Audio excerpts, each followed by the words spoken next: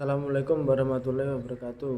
Perkenalkan, nama saya Ahmad Fauzi dengan NIM 2023 05010745.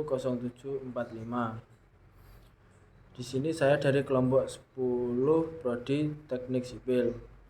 Saya akan memberikan materi mekanika tanah yaitu tentang chapter 2, 3, 4, 5, 6, dan 12. Baik, langsung saja ke materi yang akan saya sampaikan. Baik, di sini saya akan berikan materi mekanika tanah yaitu tentang chapter 2, 3, 4, 5, 6, dan 12. Yang pertama yaitu chapter 2, Origin of Soil and Drainages atau asal-usul tanah dan ukuran butiran. Pendahuluan tentang asal-usul tanah dan ukuran butiran. Tanah terbentuk dari pelapukan batuan secara mekanis dan kimia. Jenis batuan asal seperti beku, sedimen, dan metamorf mempengaruhi ukuran dan bentuk partikel tanah, serta ukuran butir tanah penting dalam analisis dan klasifikasi teknis. Siklus batuan dan asal-usul tanah. Yang pertama yaitu siklus batuan melibatkan perubahan berkelanjutan batuan beku, sedimen, dan metamorf, pelapukan erosi, dan pengendapan menghasilkan partikel tanah dengan karakteristik unik. Yang ketiga adalah agen transportasi air, angin, es dapat membentuk tanah di lokasi yang berbeda. Ukuran partikel tanah. Klasifikasi partikel tanah yaitu kerikil, pasir, lanau, lempung. Standar klasifikasi seperti USDA, AASTO, dan USJS digunakan untuk ukuran partikel. Ukuran partikel mempengaruhi stabilitas, permeabilitas, dan kepadatan. Mineral penyusun tanah. Mineral utama: kuarsa, feldspar, mika, kaolinit, ilit, montmorillonit. Mineral lempung mempengaruhi plastisitas dan ekspansivitas tanah. Struktur atom dalam mineral lempung menentukan sifat teknis tanah. Gravitasi spesifik atau GS. Gravitasi spesifik adalah rasio berat satuan tanah terhadap air. Yang kedua, nilai GS berkisar antara 2,6 hingga 2,9 tergantung komposisi mineral. Yang ketiga yaitu GS digunakan untuk perhitungan volume, massa, dan kestabilan tanah. Analisis mekanis tanah. Metode ayakan digunakan untuk partikel lebih besar dari 0,075 mm. Analisis hidrometer untuk partikel lebih kecil dari 0,075 mm. Hasil analisis digunakan untuk membuat kurva distribusi ukuran partikel. Kurva distribusi ukuran partikel. Kurva menunjukkan presentase kumulatif tanah yang lebih halus dari ukuran tertentu. Parameter utama yaitu D10, D30, D60, CU, dan sisi. CU kurang lebih 4 menunjukkan gradasi baik. Sisi antara 1 dan 3 menunjukkan distribusi partikel baik. Contoh perhitungan. Yang pertama yaitu langkah perhitungan D10, D30, D60, CU, dan sisi. CU dan sisi digunakan untuk mengevaluasi kualitas gradasi tanah. Penting untuk stabilitas tanah dalam desain pondasi dan drainase.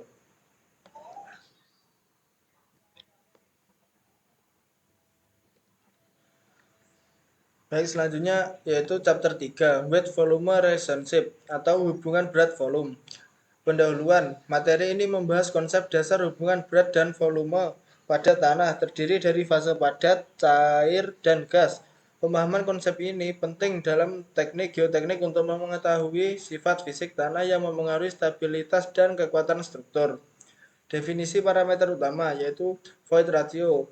Rasio volume void terhadap volume partikel padat. Porosity. Rasio volume void terhadap volume total tanah. Degree of saturation. Persentase volume void terisi air. Moisture content yaitu berat air terhadap berat partikel padat. Unit weight yaitu berat tanah per satuan volume, bisa kering, lembab, ataupun jenuh.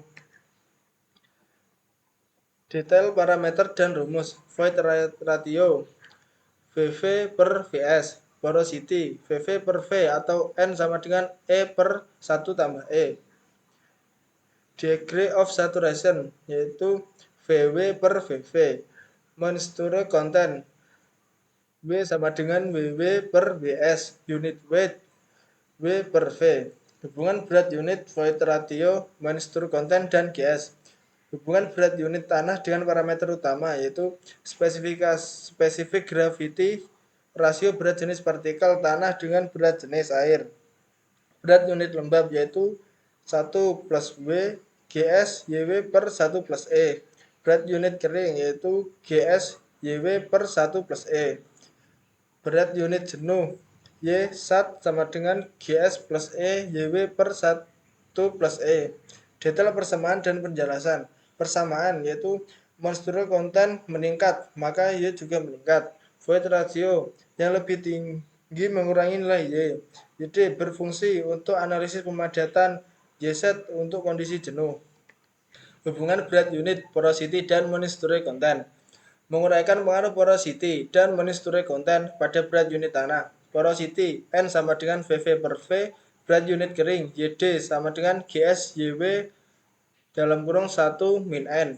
Berat unit lembab Y sama dengan GS YW dalam kurung 1 min N dalam kurung 1 plus V. Penjelasan kegunaan praktis. Praktis untuk desain struktur geoteknik. Porosity tinggi, yaitu tanah berongga berpengaruh pada kekuatan dan stabilitas. Moisture content rendah atau tinggi mempengaruhi berat unit penting dalam desain pemadatan. Selanjutnya yaitu chapter 4, Plasticity and Structure of Soil, yaitu plastisitas dan struktur tanah. Pengertian plastisitas tanah. Plastisitas tanah adalah kemampuan tanah lempung untuk mengalami deformasi tanpa pecah pada kadar air tertentu. Mineral lempung menyerap air dan menghasilkan kohesi antar partikel, memungkinkan tanah menahan beban dan mempertahankan bentuk. Plastisitas ini sangat penting untuk stabilitas struktur dalam teknik sipil. Batas cair liquid limit LL. Batas cair adalah kadar air saat tanah mulai kehilangan kohesi dan menunjukkan sifat cair. Diukur dengan metode Casagrande menggunakan cawan untuk menentukan alur yang menutup pada 25 pukulan. Membantu memahami kekuatan konsistensi tanah dalam kondisi jenuh. Batas plastis, plastic limit PL. Batas plastis adalah kadar air minimum di mana tanah dapat dibentuk tanpa retak. Dilakukan dengan menggulung tanah hingga diameter 3,2 mm, membantu mengidentifikasi kemampuan tanah mempertahankan bentuk dan stabilitas. Indeks plastisitas PL adalah selisih antara batas cair dan batas plastis. Dalam kurung PL sama dengan LL min PL. PL tinggi menunjukkan tanah lebih plastis dan rentan terhadap perubahan volume. Membantu dalam menentukan klasifikasi tanah dan stabilitasnya. Batas susut. Batas susut adalah kadar air di mana penurunan kadar air tidak lagi menyebabkan penyusutan volume tanah. Memastikan kestabilan volume tanah pada kondisi kering untuk menghindari retakan struktural. Indeks likuiditas dan indeks konsistensi. LI dan CI membantu menilai kondisi konsistensi tanah alami relatif terhadap batas cair dan plastis. LI tinggi berarti tanah lunak, CI tinggi menunjukkan kekerasan. Penting untuk merencanakan pondasi dan stabilitas lereng. Aktivitas tanah. Aktivitas tanah adalah rasio BI terhadap persentase fraksi lempung, mengidentifikasi potensi pemuaian dan penyusutan. Tanah aktif seperti montmorillonite memerlukan stabilisasi tambahan untuk menghindari kerusakan struktural. Diagram plastisitas Casagrande. Diagram ini mengklasifikasikan tanah halus berdasarkan indeks plastisitas dan batas cair. Garis A pada diagram memisahkan tanah lempung dari lanau, membantu mengidentifikasi sifat teknis tanah. Diagram plastisitas Casagrande adalah alat yang sangat berguna dalam Unified Soil Classification System untuk klasifikasi material konstruksi. Struktur tanah. Struktur tanah merujuk pada susunan partikel tanah, khususnya partikel lempung yang dapat berstruktur terflokulasi atau terdispersi. Struktur terflokulasi memiliki partikel lempung yang saling menempel acak, menghasilkan kohesi kuat dan stabilitas tinggi. Struktur terdispersi memiliki partikel jajar yang lebih mudah berubah volume. Pemahaman struktur tanah penting dalam desain fondasi dan stabilitas lereng. Selanjutnya chapter 5, yaitu tentang classification of soil atau klasifikasi tanah. Klasifikasi tanah membantu dalam mendeskripsikan tanah secara sederhana untuk memudahkan komunikasi dalam aplikasi rekayasa. Tujuan utama yaitu memperoleh karakteristik umum pada data lengkap. Yang kedua, mempermudah analisis perilaku tanah. Metode utama klasifikasi tanah yaitu berdasarkan distribusi ukuran partikel dan berdasarkan plastisitas tanah. Klasifikasi tekstur tanah. Klasifikasi tekstur tanah didasarkan pada ukuran partikel seperti kerikil, pasir, lanau, dan lempung. Departemen Pertanian AS USDA mengembangkan klasifikasi tekstur berdasarkan pasir 2,0 sampai 0,05 mm, partikel kasar yang memberi stabilitas, lanau 0,05 sampai 0,002 mm, yaitu partikel halus yang mempengaruhi plastisitas, lempung kurang lebih 0,002 mm, partikel yang sangat halus yang meningkatkan kohesi dan plastisitas. Menggunakan diagram segitiga USDA untuk klasifikasi, misalnya clay loam, silty clay, atau sandy loam. Klasifikasi berdasarkan perilaku teknik. Plastisitas tanah berperan penting dalam sifat rekayasa tanah yang ditentukan oleh mineral lempung. Sifat plastisitas diukur melalui batas Atterberg. Batas cair LL, yaitu kadar air di mana tanah berubah dari plastis ke cair. Batas plastis BL yaitu kadar air di mana tanah berubah dari semi padat ke plastis. Indeks plastisitas PI yaitu LL min PL menunjukkan rentang plastisitas. Sistem klasifikasi utama yaitu ASTO untuk aplikasi jalan dan USCS untuk aplikasi rekayasa umum. Sistem klasifikasi AHESTO. Sistem AHESTO mengelompokkan tanah menjadi 7 kategori A1 hingga 7. Fokus pada stabilitas jalan. Kategori utama. Yang pertama yaitu tanah granular A1 hingga A3. Yaitu kurang lebih 35% lolos saringan nomor 200 cocok untuk dasar jalan. Yang kedua yaitu tanah berlanau dan berlempung A4 hingga A7. Lebih dari 35% lolos saringan nomor 200 kurang stabil. Group Index digunakan untuk mengevaluasi lebih lanjut. Semakin tinggi GI, semakin rendah kualitas subgrade. Perhitungan Group Index dalam AHESTO. Group Index memberikan penilaian tambahan terhadap kualitas tanah sebagai subgrade. Rumus GI. GI sama dengan F200 min 35 0,2 tambah 0,005 LL min 40 plus 0,01 dalam kurung F200 min 15 dalam kurung PI min 10. Keterangan F200 persentase partikel yang lolos saringan nomor 200. LL batas cair. PI indeks plastisitas. GI kurang lebih 0 memberikan indikasi tanah kurang cocok sebagai material dasar jalan. Sistem klasifikasi terpadu USCS. USCS terbagi tanah menjadi yang pertama yaitu tanah berbutir kasar, yaitu kurang dari 50% lolos saringan nomor 200 seperti kerikil dan pasir. Tanah berbutir halus yaitu 50% atau lebih lolos saringan nomor 200 seperti lanau dan lempung. Simbol kelompok tanah. Yang pertama yaitu W well graded atau P poor graded. Yang kedua yaitu L low plasticity atau H high plasticity. Contoh GW kerikil bergradasi baik, CL lempung plastisitas rendah. Diagram plastisitas USCS. USCS menggunakan diagram plastisitas untuk menentukan jenis tanah halus. Alen batas antara lanau dan lempung. Tanah di atas alen diklasifikasikan sebagai lempung. Tanah di bawah alen diklasifikasikan sebagai lanau. Diagram plastisitas penting untuk mengidentifikasi perilaku plastisitas tanah halus. Perbandingan sistem AHESTO dan USCS. Persamaan dan perbedaan utama. Batas saringan nomor 200. AHESTO kurang lebih 35%, USCS lebih kurang lebih 50%.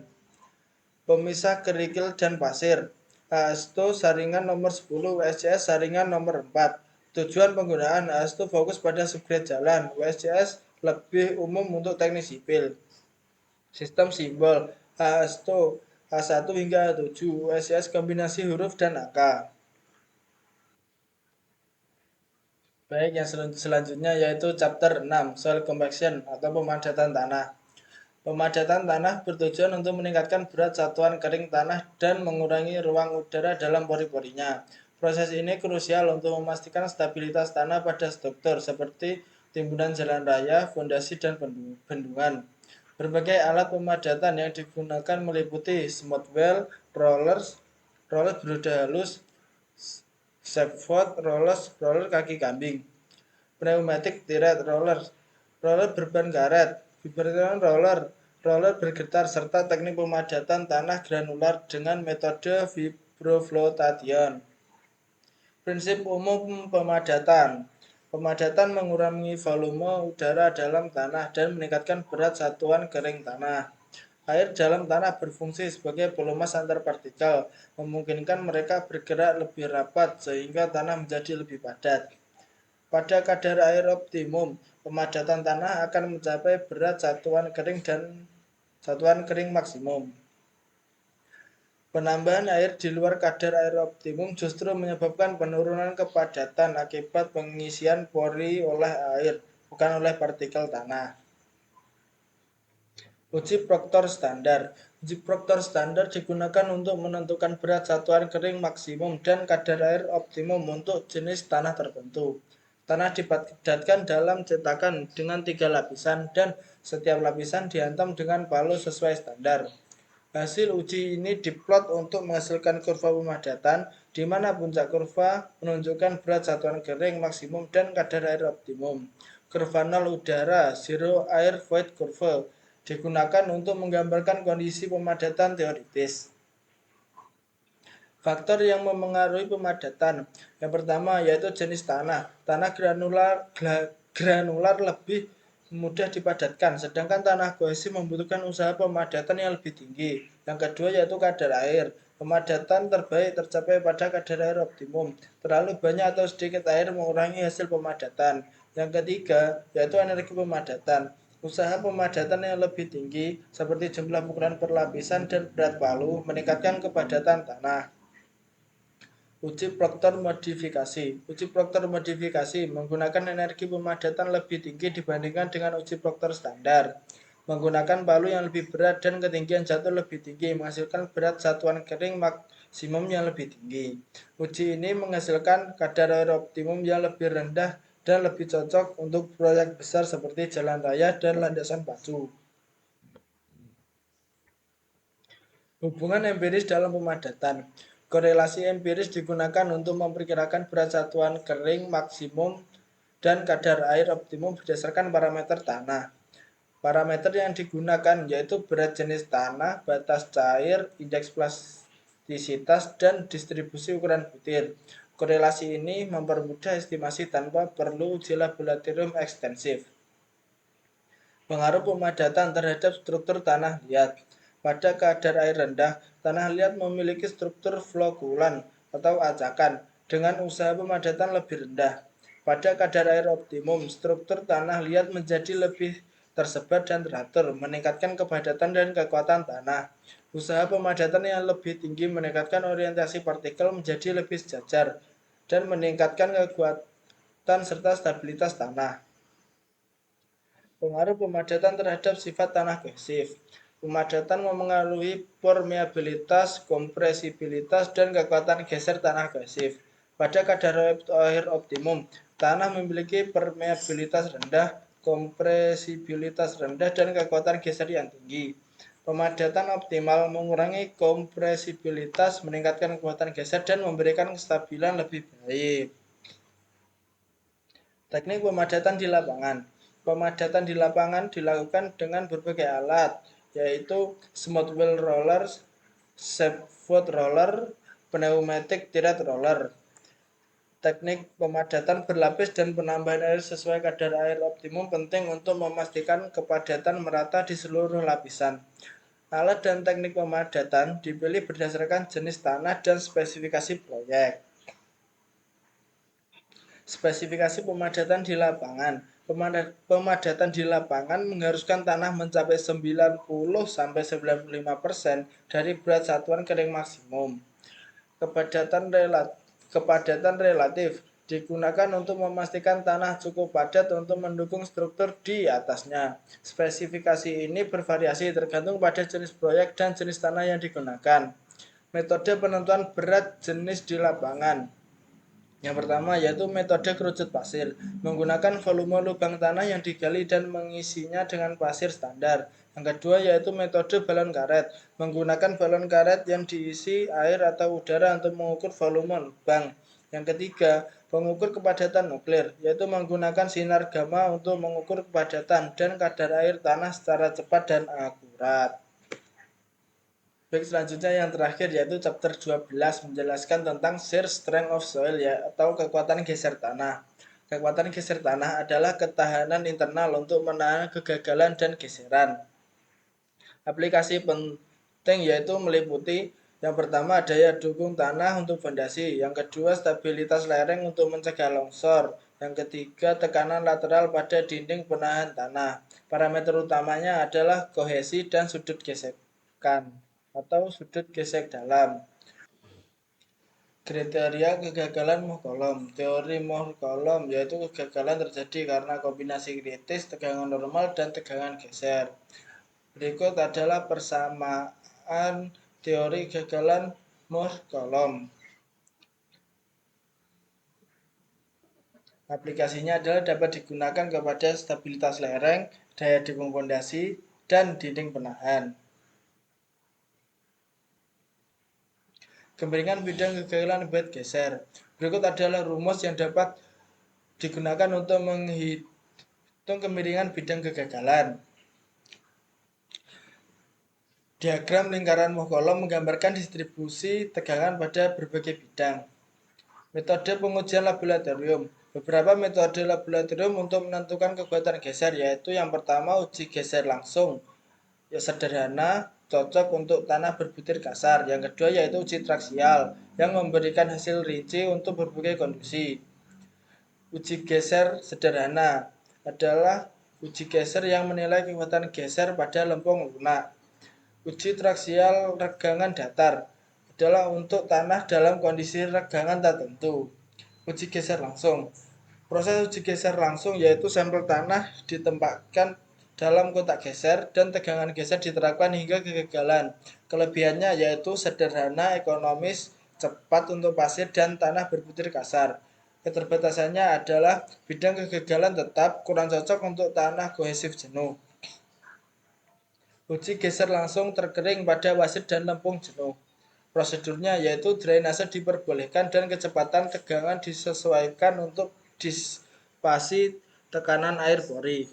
Pada pasir, drainase cepat karena permeabilitas tinggi, dan pada lempung, drainase lambat memerlukan waktu lama untuk konsolidasi penuh. Komentar umum tentang uji geser langsung. Kelebihannya yaitu sederhana, ekonomis, dan cepat dalam pelaksanaan. Serta keterbatasannya adalah distribusi tegangan tidak merata pada bidang kegagalan dan tidak cocok untuk kondisi undrained pada tanah kohesif jenuh.